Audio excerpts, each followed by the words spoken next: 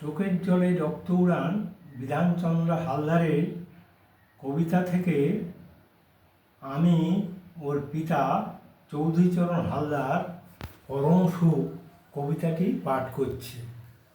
পরম সুখ।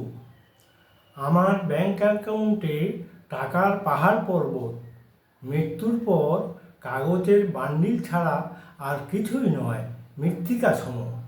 বেঁচে থাকতে থাকতে অর্থহীন ব্যক্তিকে যখনই মুখে অন্ন তুলে দিলাম, তখন আমার দু চোখ জুড়ে পরম সুখ।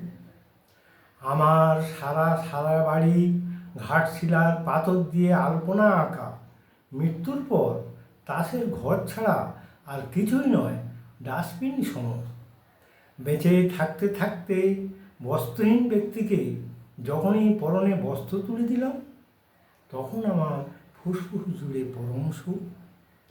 আমার সারা আকাশ জুড়ে গগনচম্বী সোনার মোড়া মন্দির, মৃত্যুর পর ঘুড়ি লাটাই মাঞ্জা সুতো ছাড়া আর কিছুই নয়, জলের আলপনা সম। বেঁচে থাকতে থাকতে রক্তহীন ব্যক্তিকে যখন শরীরে রক্ত উজাড় করে দিলাম, তখন আমার হৃৎপিণ্ড জুড়ে পরম সুখ।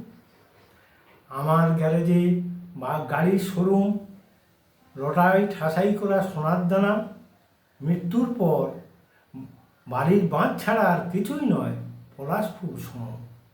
বেঁচে থাকতে থাকতে যে মানুষ উঠে দাঁড়াতে চায়, যখনই হাত ধরলাম, ঠিক তখনই আমার সারা শরীর জুড়ে পরম সুখ।